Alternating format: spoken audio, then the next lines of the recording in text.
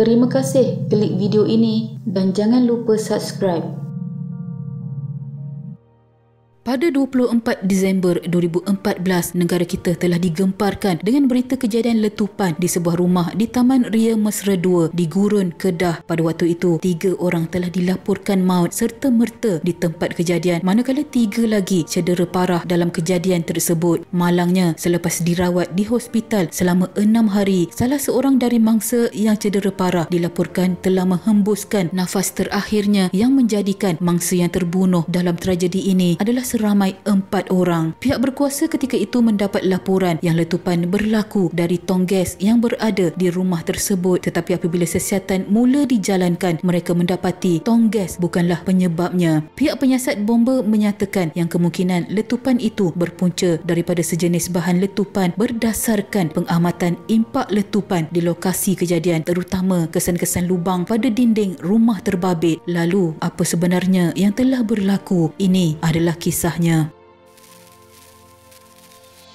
3 mangsa yang maut serta-merta adalah Korporal Ayub Hasim berusia 37 tahun, seorang anggota tentera dari kem lapangan terbang di Sungai Petani dan bertugas di kem Hobart, Gurun. Anak perempuannya yang berusia 8 tahun, Hidayah Ayub, serta anak jirannya Afiq Luqman Muhammad Syarizal berusia 5 tahun. Manakala isteri Korporal Ayub, Sharifah Azlina Hashim berusia 30 tahun yang cedera parah turut kehilangan bayi berusia 6 bulan dalam kandungannya selepas mengalami keguguran akibat kejadian itu. Malangnya, Sharifah Azlina turut meninggal dunia setelah 6 hari mendapatkan rawatan di hospital. Turut cedera parah ialah seorang lagi anak lelaki mereka, Muhammad Idham Syahmi berusia 5 tahun dan isteri kepada jiran keluarga mangsa iaitu Ibu Akif Luqman Zuraidah Mat Robi berusia 30 tahun. Jadi, apa sebenarnya yang telah berlaku? Pada hari kejadian jam 4.45 petang, satu letupan kuat telah berlaku di kawasan perumahan teres. Jiran-jiran di perumahan terbabit masing-masing telah keluar dari rumah untuk mengetahui apa yang telah berlaku. Ketika itu didapati rumah mangsa dalam keadaan terbakar dan musnah teruk. Rumah di sekitar juga dalam keadaan rosak teruk akibat letupan itu. Panggilan kecemasan telah dibuat bagi melaporkan kejadian. Pihak bomba dari Guar Cempedak, Yan dan Sungai Petani telah bekerja ke lokasi kejadian setelah menerima panggilan tersebut lebih kurang jam 4.57 petang. Impak letupan yang kuat itu menyebabkan Allahyarham Ayub tercampak sejauh kira-kira 17 meter dari tempat kejadian. Letupan itu turut menyebabkan 10 buah rumah berdekatan rosak teruk, manakala 34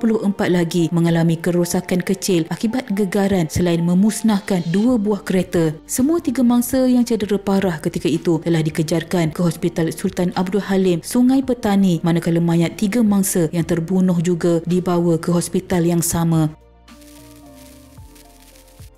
Pihak penyiasat bomba kemudian memulakan siasatan mereka bagi mengetahui punca letupan. Dakwaan awal tentang letupan berpunca dari tong gas memasak kemudian telah disangkal apabila mereka melihat keadaan lokasi kejadian, termasuk impak letupan yang dikesan pihaknya ketika melakukan kerja pemadaman sebaik tiba di lokasi kejadian jam 4.57 petang. Ketika menjalankan pemeriksaan, mereka mengenal pasti impak yang cukup kuat, terutama kesan lubang pada dinding rumah terbabit yang diyakini berpunca daripada bahan letupan dan bukannya letupan tong gas memasak seperti yang didakwa. Ketika pihak bomba masih menjalankan siasatan, mereka meminta bantuan daripada skuad bom Polis Diraja Malaysia PDRM untuk memeriksa lokasi kejadian kerana khawatir masih ada bahan letupan di dalam rumah terbabit. Anggota polis yang membersihkan kawasan kejadian kemudian telah menemui serpihan bom yang meletup. Bom yang meletup di rumah berkenaan milik pasukan keselamatan kerana beberapa serpihan bahan letupan yang dijumpai di lokasi jelas menunjukkan ia digunakan pasukan keselamatan Malaysia. Temu bual bersama jiran-jiran pula mendedahkan apa yang mungkin telah berlaku. Ketika itu terdapat saksi mendakwa melihat seorang lelaki yang pada pengetahuannya bekerja sebagai anggota tentera di Gurun sedang cuba menggergaji benda yang menyerupai bom mortar di bahagian belakang rumahnya. Berdasarkan maklumat tersebut, pihak berkuasa menjalankan siasatan untuk mengenal pasti bagaimana anggota tentera terbabit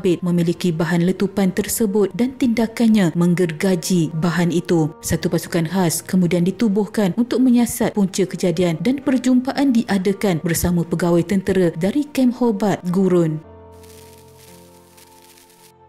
Pada 27 Disember 2014, pihak polis mengesahkan bahawa letupan berpunca daripada peluru pelancar roket anti kereta kebal High Explosive Anti-Tank adalah jenis yang digunakan oleh Angkatan Tentera Malaysia ATM untuk memusnahkan kereta kebal. Ketika itu, pihak polis percaya peluru tersebut dipercayai tidak meletup setelah digunakan di dalam latihan pihak ATM dan dibawa pulang oleh Allahyarham Ayub untuk cuba mengekstrak item berharga di dalam peluru tersebut. Polis juga percaya terdapat lebih daripada satu peluru di kawasan di mana mangsa mengutip peluru tersebut kerana kawasan kawah letupan itu luasnya kira-kira 100 meter. Namun tidak lama selepas itu, pihak polis telah mengeluarkan kenyataan bahawa mangsa mengutip bom yang tidak meletup untuk diambil logam tembaganya dan dijual kepada peniaga bahan lusuh. Polis dapati mangsa mengambil bom itu di lapang sasar setelah ia tidak meletup dan dibawa ke rumah untuk dipisahkan bagi mendapatkan tembaga dan dijualnya kepada kedai bahan lusuh sebagai pendapatan sampingannya dan bukan untuk digunakan bagi tujuan jenayah. Apabila menyiasat bagaimana mangsa boleh membawanya pulang ke rumah, siasatan polis mendapati prosedur kawalan keselamatan terhadap persenjataan di kem tentera tempat mangsa bertugas telah dilaksanakan dengan betul, tetapi elemen anggota tentera itu yang mempunyai kebenaran memasuki lapang sasar menyebabkan insiden letupan itu berlaku.